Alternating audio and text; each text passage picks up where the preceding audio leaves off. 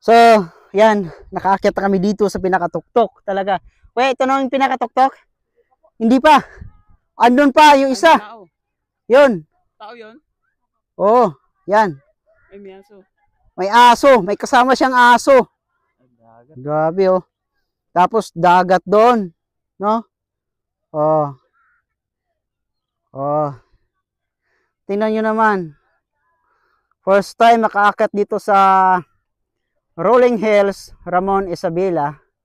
Tapos, saktong-sakto talaga. Putok ng araw. Pasensya na kayo sa busis natin kasi hiningal talaga. Oh. Oh. Diba? Palipad din yun na yung drone dito. Ah? Yung drone. Hiningal ka pa? Oh. Diba? Ikot natin. Yung araw, oh. Putok na yung araw, oh. Saktong-sakto talaga. Saktong-sakto talaga pag gumakyat dito mga alas 5 kaya no, habang nag-aabang yung araw, no. No, tapos 5:30 kitang-kita na 'yan.